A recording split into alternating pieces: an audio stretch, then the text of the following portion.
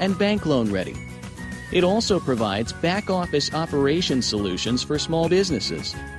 Lucy is able to stay ahead of her competitors. So we're back on the Business Zone with Krista and Gilbert Buchanan, your small business paramedic. And we had a very interesting segment earlier, and now we're going to have another interesting segment. Crystal, who do we have in the studio? We have Miss Layla Christie, and she is like a PR branding guru. and for our small businesses, you know, that's a hard thing for them. So we're going to talk about what you need to do to create a brand for your business and why it's so important, and how it can increase your revenue and change your business by people just knowing who you are and what your business is. Yeah, so I might need to learn a little bit about that for my business too. So. You think so? Oh yeah, your brand. I might learn a little. A little thing or two. I'm sure you will. My brand. About your brand. I mean, because we're those individuals that we kind of are our brand. That's right. Yeah. So that's right. We're not quite like Kim Kardashian, but they're like their own brand, right? That's right. So let me pull up Ms. Layla, because she's a very impressive young lady here. I met her at the Bella Network conference, and I know you and you helped her get her certification. Yes. So you know her from that level. So let everybody else know who she is. So let me pull her up here. So Layla Christie is the founder of the Society 19th group. And I definitely want to know why we named it, how that name came about.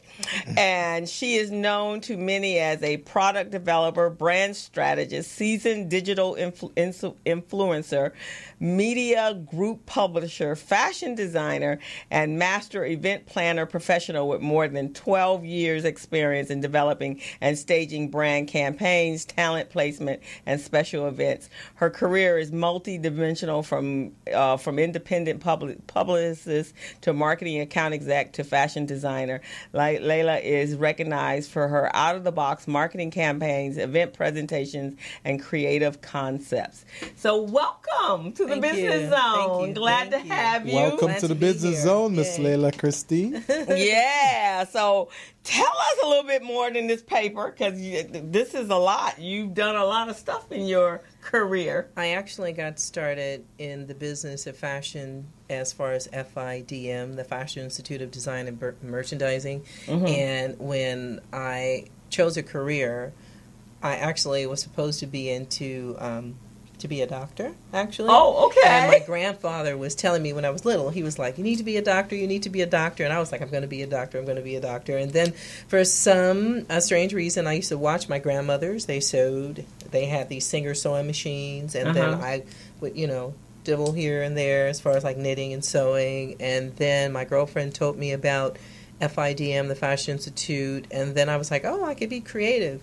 So I had a choice at FIDM to either be a fashion designer or merchandising, and they kept pushing merchandising on me, and I kept saying I want to be a designer, I want to create. So where I'm at right now in my life, it started when I was 19, and I was creating as far as fashion brands for companies here in Los Angeles, California. So I work for quite a few people.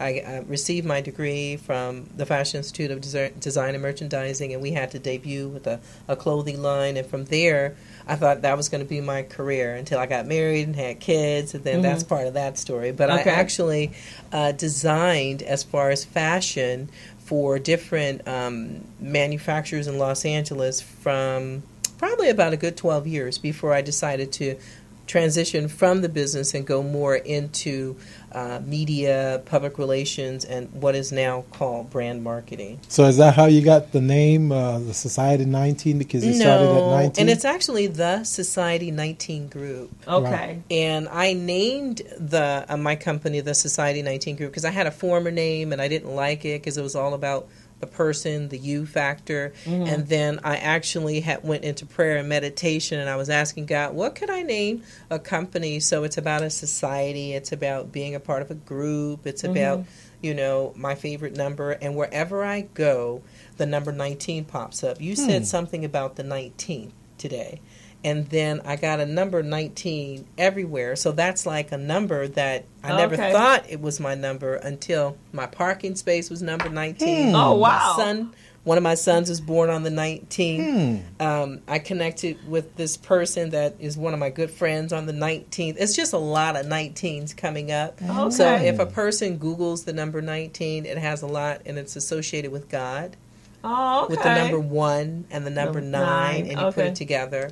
And then there was an amazing woman that she had a column as far as NOI, Nation of Islam, Sister Tainetta Muhammad. Okay. And she had the number 19. So I was just like, as I read, because I read anything from Deepak Chopra to Oprah to whomever, I thought it was important for me to understand what the number 19 was before I name, the company, which is about creating brands and social media, and then publicity is just, another level and stuff like that. So that's how it evolved, and this is where we're at. That's now. fantastic. That's an excellent story. Yeah, you put some. I never some knew really that before. Yeah, I put a lot into it. So I didn't just name it, but now I've been seeing, the number more.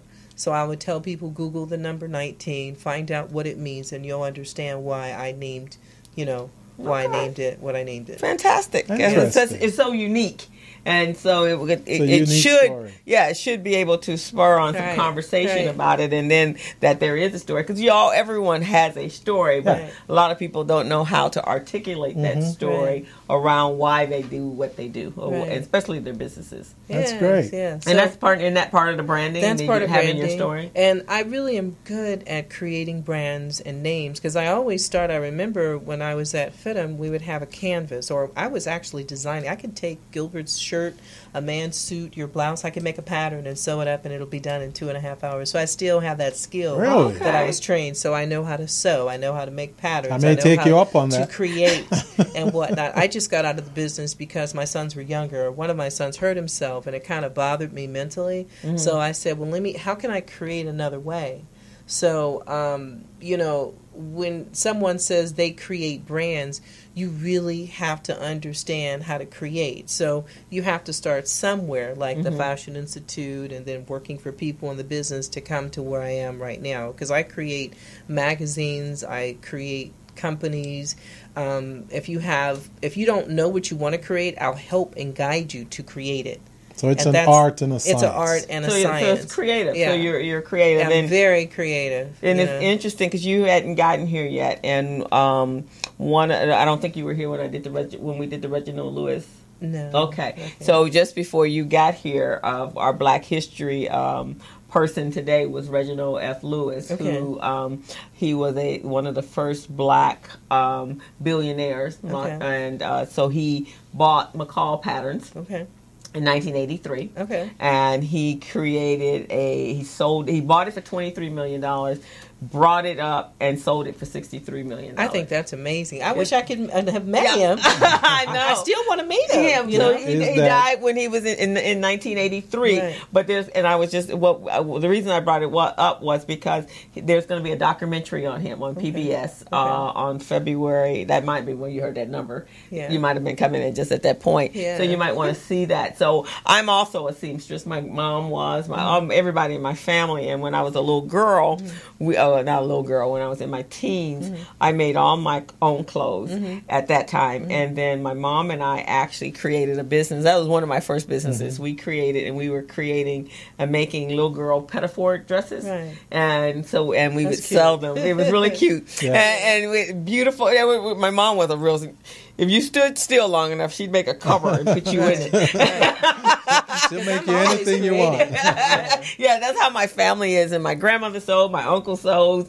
And then I found out, and I think I told you this, and I mentioned to somebody, I found out from my uncle, we were talking about our DNA and our ancestors, and I was, everybody in the family is some sort of seamstress or something, or tailor.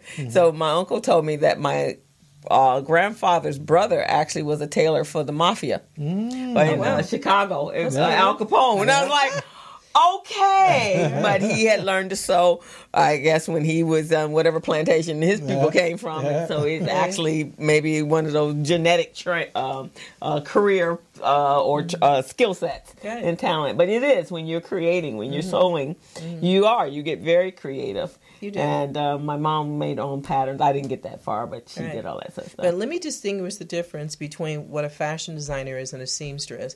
A fashion designer, the way I was trained, is we know how to sew, we know how to sketch, we know how to illustrate, we know how to be quiet, take a piece of paper, and then we had to illustrate and give it to a sample maker who is a seamstress who will design it for you. So not only as a fashion designer do you have to know how to design, but you have to know how to sew, you have to know how to illustrate, you have to know how to select fabrics and patterns and colors, and you're designing. And one thing I can say is some of the companies I work with, I remember I was hired by a South African company. I was working to design LA Galaxy soccer uniforms. So I created all these designs and things like that. I was a young girl. Fantastic. Yeah, so I mean, and I freelanced and I worked for quite a few companies, and people don't know that I actually was behind the scenes doing quite a few things in relationship to men's wear, women's wear, catalog, most of the people that bought from catalogs, and now you can go online.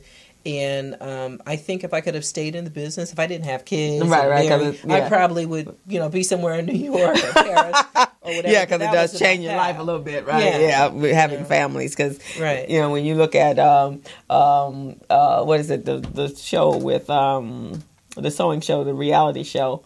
There's a couple of them, a Project Runway. Yeah, it's serious business. It's serious business because you have to be creative. You have to, not only think of a design, but you have pressure. And I think that's the part that, because I got married at 22 years old, I had my first child at 25, and I got in the business at 19. Yeah. So, and then there you go, the number 19 again. So it's one of those situations where I had to really select, is it going to be the family or the kids? I chose the kids and the husband at that time, when I was, of course, with the husband and the kids and stuff like that. And do I regret the decision? No. I mean, at first I was like, it's about the money, but when you have kids, it's not about the money, it's about the family. Right. So, there are sacrifices that have to be made in order to do what you need to do. But now I'm at that stage now that if someone came to me with the right opportunity, I would definitely design for them, because my sons are in college and I'm free. I could do whatever I want. Oh, okay. So now, this could be your second year. Go back to what your passion was. Yes. So then you moved over into the digital world. I did. As a matter of fact, the transition went from fashion design. I had a colleague that worked for Aaron Spelling, and she said, Leela, why don't you start getting in the entertainment business? I said, well, I don't know how to write and all that. I know how to write, but I was more into creating, designing, illustrating, sewing. And so then I said, okay, I can do that. So if someone shares something with me and I'm interested, I was like, okay, I could do it. So I got a job first at KCET, and then from KCET, I was working in membership, and I was like, I really am not feeling this. And a door opened for me to work at Fox Studios. So I used to arrive at the studios, 20th Century Fox Studios Home Entertainment, early, and I watched this gentleman from London who became a VP, and he said he never received a degree. And I said, well, how did you get in a VP position? And he says, because I get up early and I study. And he was from London, and he spoke very well, and he ran a portion of home entertainment with the president. I think her name was Pat. I forgot her last name. But I just studied and analyzed everything, and I was on the computer. I learned how to type, do all those different things at the time, and I learned about what is called IMDb now. And then I was like, you know what? I joined Women in Film. I said, you know what? I want to be a president. So I remember coming to this guy that I work with, and I said, well, I want to move up in my position because I don't want to do this anymore. I want to go to the next level. And I wanted to go to the lot at Fox Studios, and I wasn't able to do that because I think that certain people wanted you to be a certain way. Right. And I'm the type of person, you can't put me in a box. Okay. And if a person knows that you're if you come from the fashion world, you're going to create until the day you die, regardless of whether it's fashion, computers. So that transition led into the world of me understanding Fox Studios, understanding TV film, music, joining organizations that were tied into women, and that's when I made the choice. I want to do public relations and branding. So the person I was married to at that time, he had a book that came out, and I was like, I want to see if I can, get somebody to, talk about your book. So I got him a book deal. I got him on featured in the New York Post and the Wave and all these different magazines, and I was like, I could do this. Oh, so wow. then I got out there and I said, I'm a publicist. I'm going to do PR and marketing. And I would create media kits for them, the people that I represented, and that's how I got in the business. So I went from Fox to transitioning to figure out, do I want to do costume design or do I want to do PR? And then from PR, I remember all the technology I learned between Fashion CAD and then watching these graphic guys at the studios. Instead of me going to lunch, I would go watch them. And I said, I'm going to get me a Mac. I'm going to learn Adobe Photoshop and Illustrator and self-taught in a sense. And then I had a mentor. He died. His name was Zachary Collins. And he was like, you could do whatever you want to do. And he was just helping me to understand more about technology.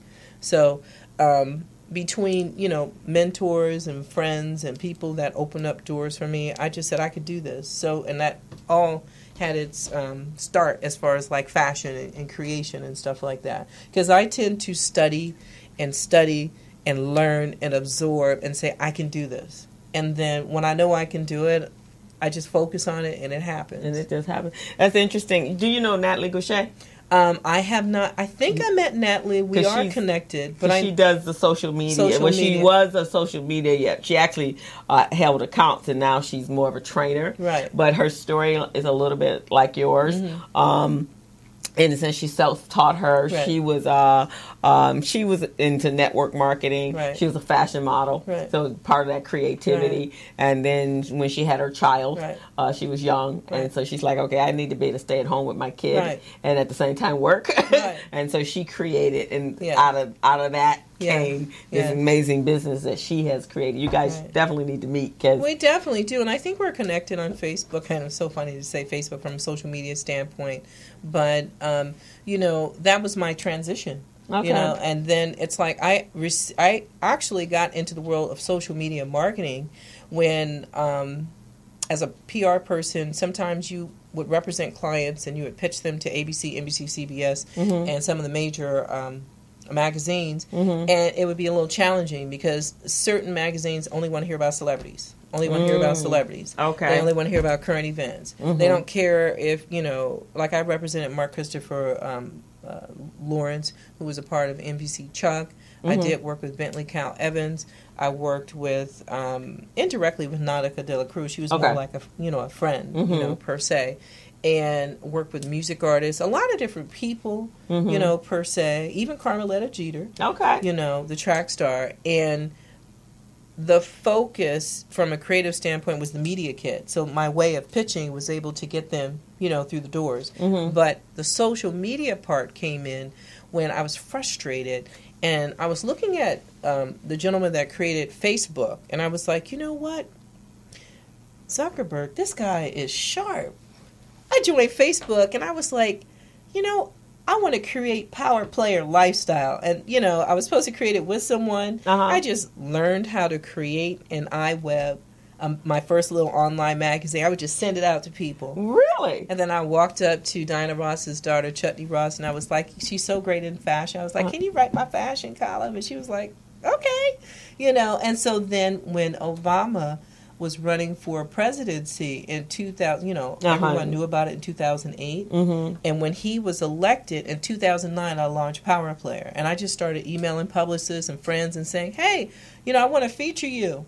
I want to feature your clients. I want to feature these people. So now when you go to the Power Player Lifestyle, I have publicists emailing me from all across the world. Wow. And that's how I got into social media. And I said, you know what? I want to help other people.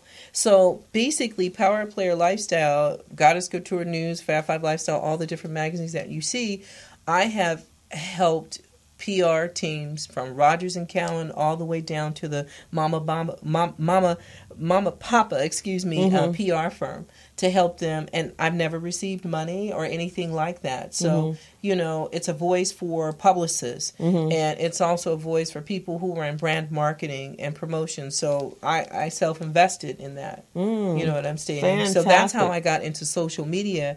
And my colleagues were saying, Leela, and then I started learning how to design. So I know WordPress Manage. I know how to design websites. I understand about SEO, plugins.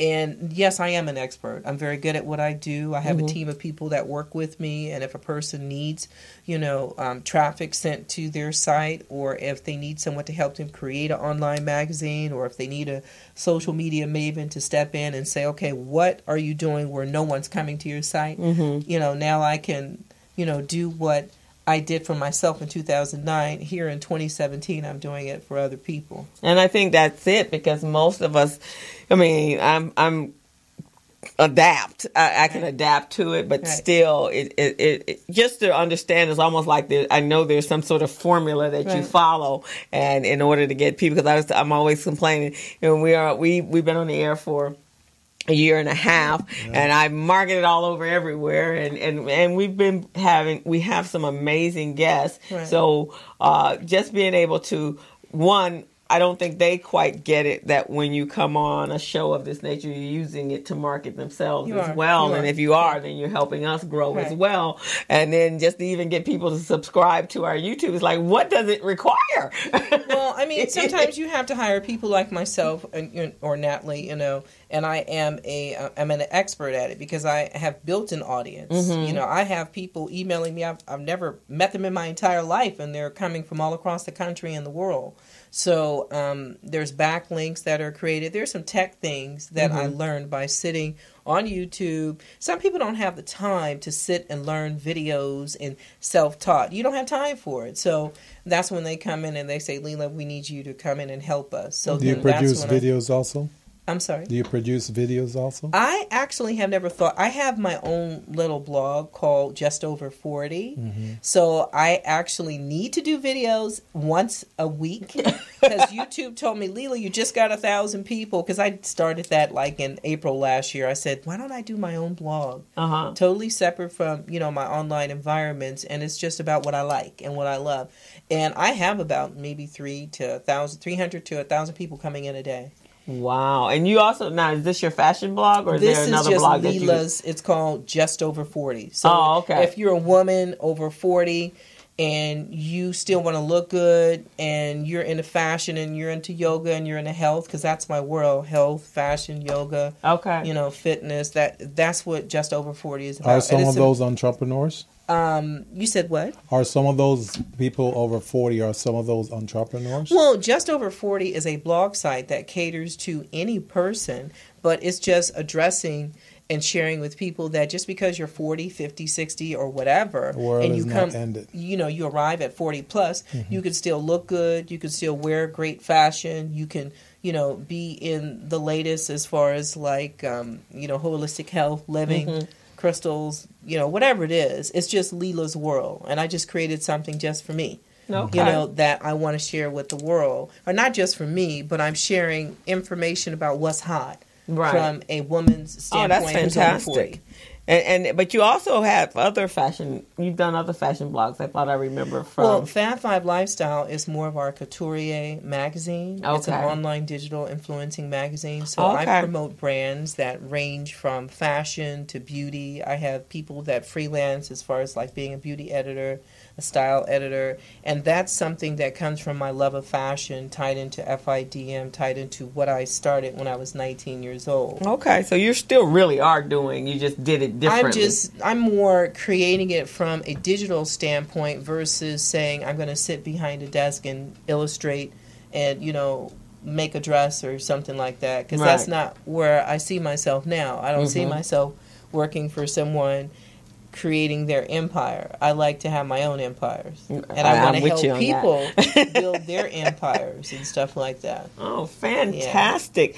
Yeah. And it's so important. And as you've done that, you've created your own brand and brands for many others as well. Right. Wow. Because it seems so hard for most people to say, okay, what does that take? What does that require? You're talented or an expert in the area that you are expert in, but how do we get everybody else to know that you're that my thing expert? Is everyone is not going to be Leela or Gilbert or you. You have to be in alignment. You have to be a person that loves to create. And if you don't have the time to create, you hire someone to help you so that you can create, so that you can manage, that you can flow. You know, because some people may have like the financial resources, but they may pay someone to say, hey, create. You know, it's kind of like Alexander McQueen. Even though he's deceased, there is a design team that continues to bring that legend of fashion on, and they pay them to create. You know, so you can still have the brand moving. Same with Karl Lagerfeld or Yves Saint Laurent or Guess. You know, they have a team of fashion designers that create those brands. You know, so that people go to the store and they buy that brand.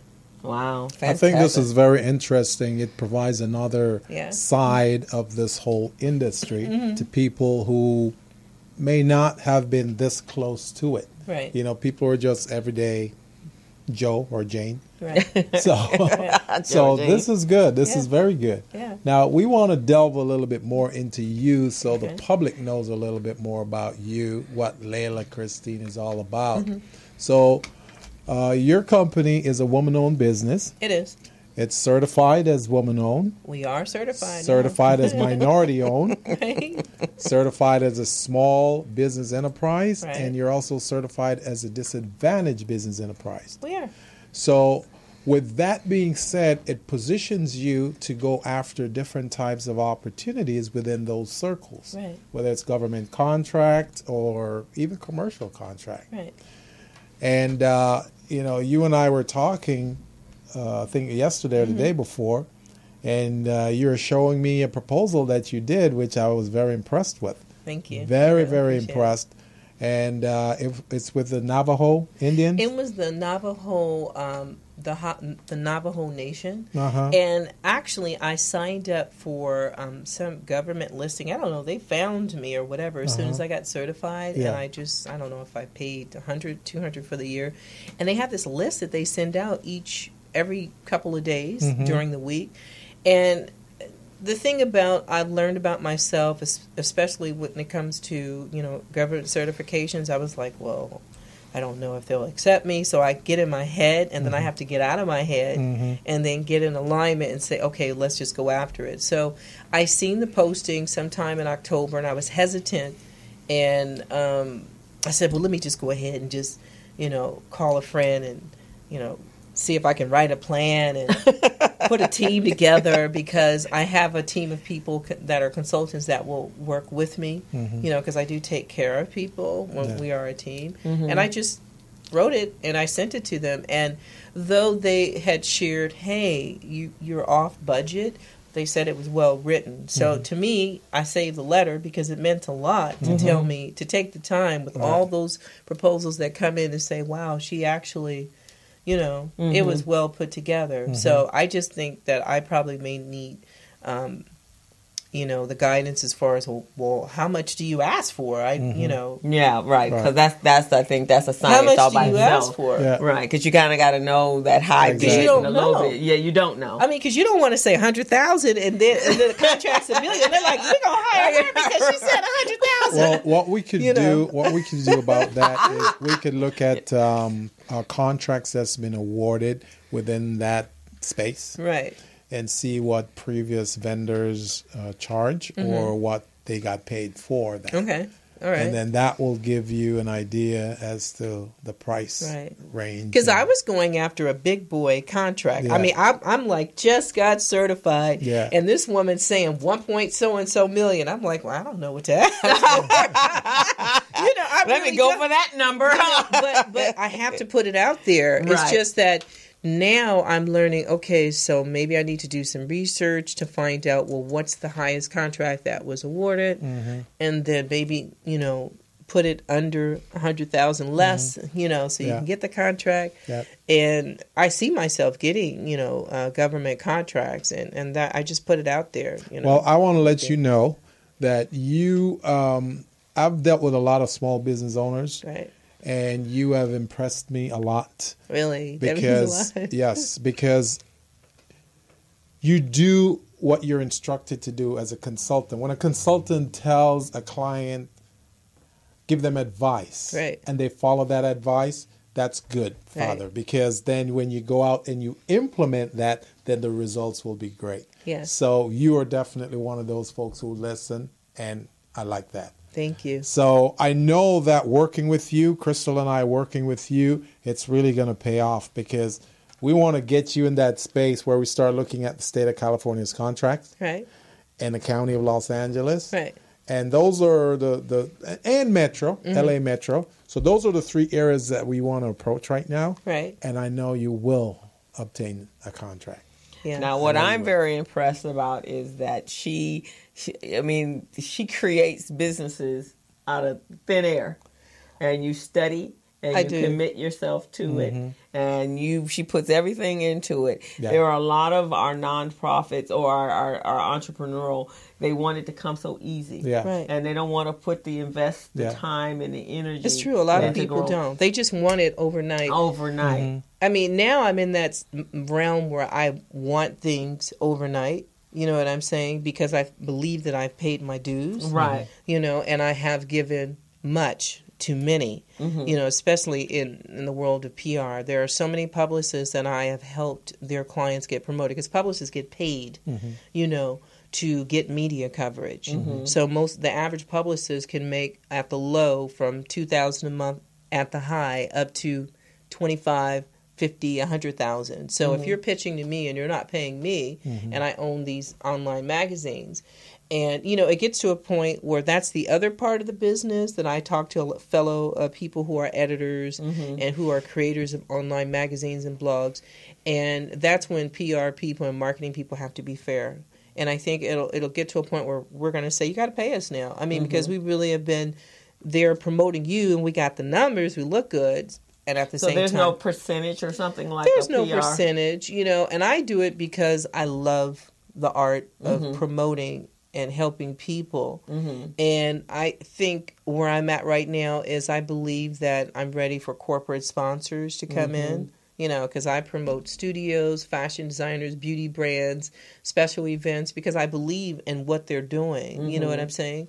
So, I mean, everyone has to do some type of donating or tithing or whatever you want to call that. And I would say since 2009, I definitely have had the end and the back of PR people, film studios, and just a plethora of individuals in general, because I believed in them. Because I have a lot of stories pitched to me, and I don't feature everything, because if I don't believe in you and I don't believe in it, then I don't think that it should be a vocal piece online so that people can, read about it. And I stay away from slack talk and gossip. If you say negative things about a celebrity or a company, I don't, I don't promote that, because I don't want to be a part of the political, whatever that negativity that's going on. I just want to focus, and I think because my publishing group is called Lifestyle Elevation Media Group, and the objective, and I tell people, when you think of Lifestyle Elevation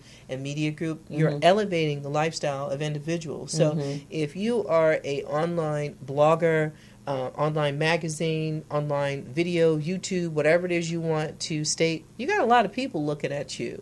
So when people go to the landing of Power Player, Fat Five Lifestyle, Goddess Couture News, I want them to have a great experience. I don't want them to say, well, dang, I really want to get involved, and that's, the negativity or profane language. So one thing people will know from me is I'm not going to advocate or be a person that's into the porn or, if you do smoking and drinking, all that kind of, we're not going to promote. So it's more productive where you're going. Yeah, it has to be about the power and the lifestyle of a person that's creative, or creative from a fashion or a TV, film, music standpoint, or creative as far as a person who's an event planner. that kind of thing. So that's when the social media comes into play, because some people are like, oh my God, I have 20 million people following me, but it's tabloid gossip. It's getting into the business of a celebrity or an athlete or a president or whoever else, and it's more negativity, so I stay away from it. And it seems like today's world, I guess it started with reality TV. Mm-hmm. It did. You're behaving badly. It is just so you can gain some level of notoriety. Right, notoriety. Yeah. Whereas those that are doing positive, good things kind of get lost because you only focus in. Well, because it draws me in. There's one blogger who I just... I won't mention her name, but she has me on her mailing list, and it's like everything is negative. Everything is negative. She's getting in people's business. She's talking about who broke up, who did this, who did that, and who trashed what, and how they did it. Mm-hmm. And I have to stop myself, because I'll plug in and go, wow, what happened? And then I'm like, you're just drawn in. You get drawn in. You're like, what? So, and I'm not knocking her. She got the numbers. I'm happy for her. Hooray, hooray.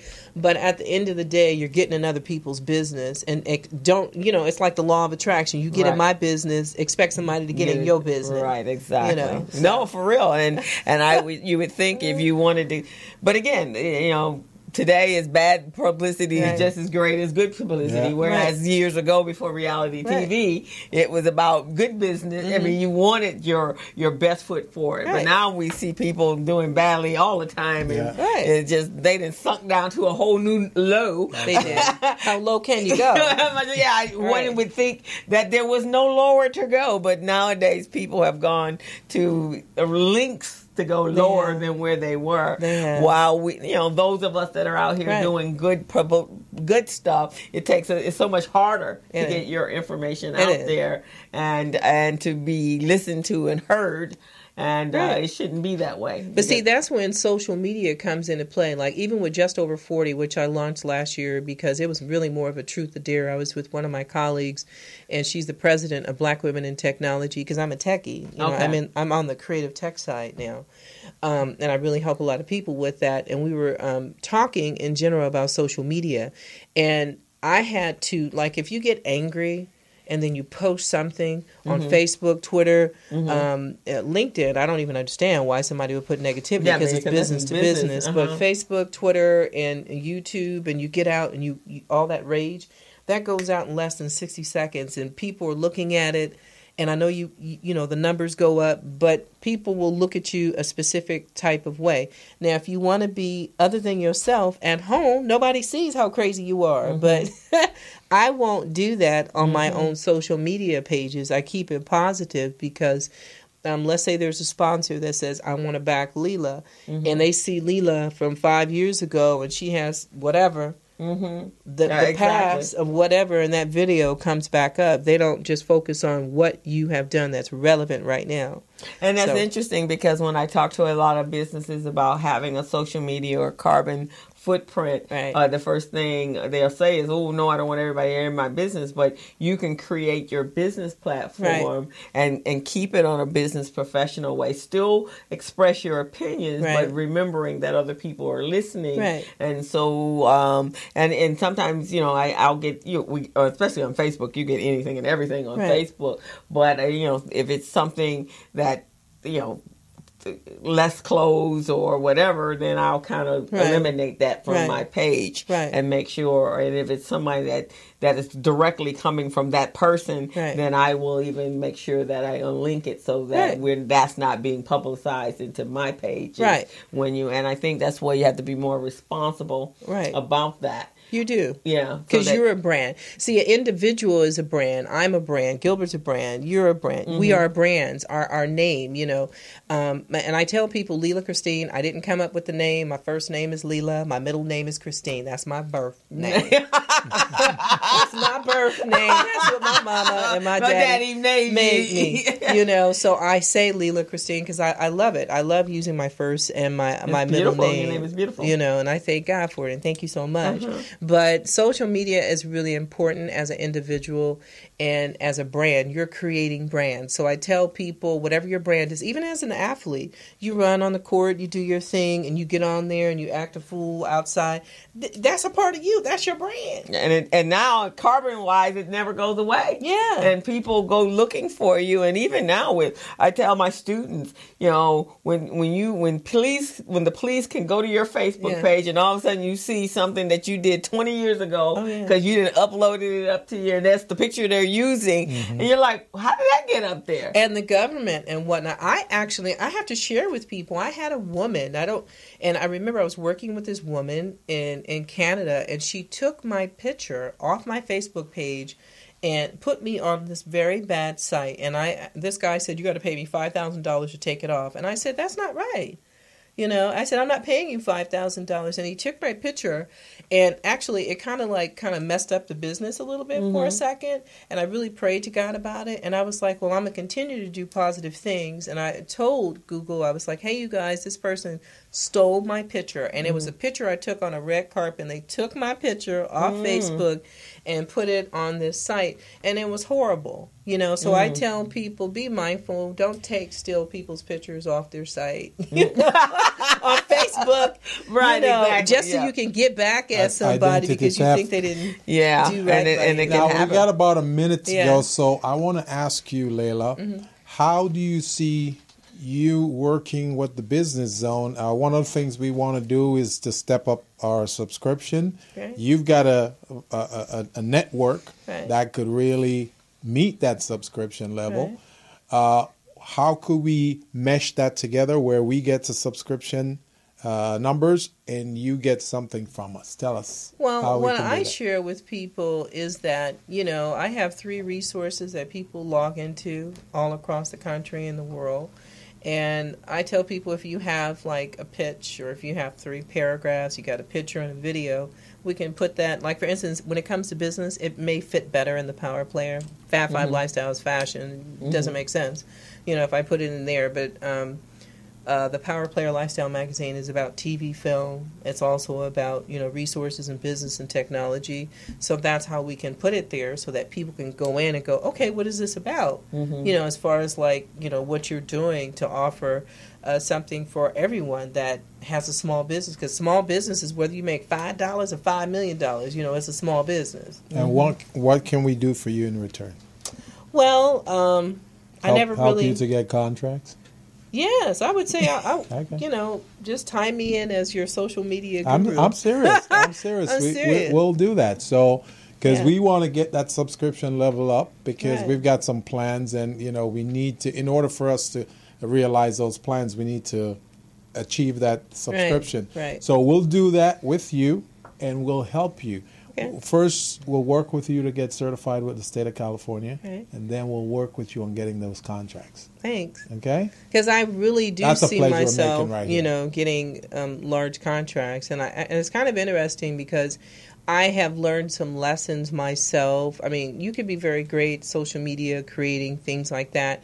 But all of us have our moments where you look at your financials, you're like, I'm not where I really want to be, because I really see myself, as that person that has these multi-million-dollar contracts. Yeah. And then you have to really depend on, number one, you have to pray to God. And then number 2, you have to go deep within yourself.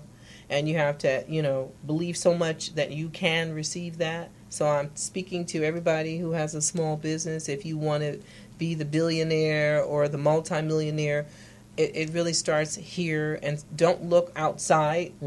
Put God as the center. For sure. For real. You know what I'm saying? That sounds good. Yeah. So with that being said, we're a minute after our departure time. Crystal, do you want to throw something in for a few seconds? Recycling Black Dollars Breakfast Mixer on Tuesday, February 13th at Denny's at 3740 Crenshaw Boulevard. Come out, network. We're doing our Black History Month. It's going to be very special, honoring those in our community that have gone on to glory. Yeah. But we're having someone come in and honor them and talk about their legacies that they left. Okay. And so that's going to be cool. Okay. So it's 8 a.m. to 10 a.m. and it's going to be Tuesday morning at 8 o'clock. And we want to remind you again, we've got the mastermind classes coming up February 22nd.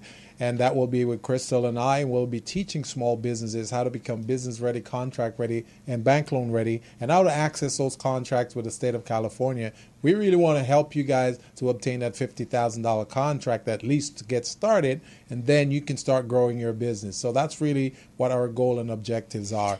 We want to thank our special guest, Layla Christine. We learned so much about her today. And if you guys want to reach out to her, you will go on our video, and her information, we'll put her information in the description box. You want to throw out a quick phone number to them? I would say you can catch me on Facebook or LinkedIn. Just type in Lela, Lela Christine. Okay. And I'll come up. More so on LinkedIn, because I have my Facebook set to private, because it's about family and friends. Like, you guys are family and friends. Okay. But I do it that way because the brands are public, but I'm private. Okay, that's fantastic. And so we're gonna go out like we did last week. The young kids, that video I sent to the black kids that are TV commentators, and we'll go out there, and you guys have a fabulous Valentine's Day, and we will see you next week. And make sure you are going out and participating in all the Black History Month events this month. 3 to 5 every Friday on the Business Zone. Crystal and Gilbert. That's right. See you guys next week. This is CNN Breaking News. Black excellence is an all-time high. With me to talk about it is Bacardi Sanders, April Ryan, Ramon Sanders, and Angela White. Angela, all-time high. Of course it's at an all-time high. Black votes consistently go high. Give me some examples. Dawn, we don't have enough time. Serena Williams won the Australian Open. Wow, she was 8 weeks pregnant. And don't forget, black women saved Alabama. 98%. And Uber shut out the boat. We got Issa, Ava, Lena, Oprah, and so many more. We got some black man magic too. Dapper Dan, a trailblazer in fashion, officially partnered with Gucci and opened up a Gucci store in Harlem. Rich Dennis, the brothers sold Shea Moisture, then made sure they established a fund to support black women, then bought Essence magazine, making it 100% black owned again. We made history in elections in Alabama, Virginia, and North Carolina. Atlanta got a man named Keisha. Hey Keisha. Oh, Angela. Don't forget, we have the Black Panther movie coming out on February 16th, and it's already breaking records with pre-sales. And we have Ava's A Wrinkle in Time coming out on March 9th. Wait, did we forget to talk about how Hidden Figures, Girls Trip, and Get Out shattered records? Listen, black folks have always been dope and always will be dope. Ain't nothing fake about that news. There you have it. Black excellence have an all-time high. Happy Black History Month.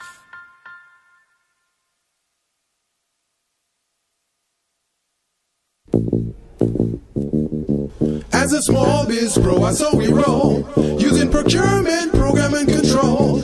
As a small biz grower, so we grow, using procurement, program, and control. I'm a businessman, yes, I'm an entrepreneur. Oh yeah, I'm a businessman, yes, I'm an entrepreneur. Oh yeah, I'm a businessman, yes, I'm an entrepreneur. I'm a businessman, yes, I'm an entrepreneur. Oh yeah. Crystal Mitchell, do you have my business plan? Just review the pages of my marketing plan. Crystal Mitchell, do you have my business plan? Just review the pages of my marketing plan. Got my capability statement, yes, I'm ready to go. Got my balance sheet, my P&L, my statement of cash flow. I'm a businessman, yes, I'm an entrepreneur. Oh yeah.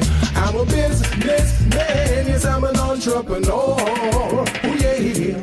I'm a businessman, yes, I'm an entrepreneur. I'm a businessman, yes, I'm an entrepreneur. Oh yeah. Crystal Mitchell, do you have my business plan? Just review the pages of my marketing plan. Crystal Mitchell, do you have my business plan? Just review the pages of my marketing plan. Got my capability statement, yes, I'm ready to go. Got my balance sheet, my P&L, my statement of cash flow. I'm a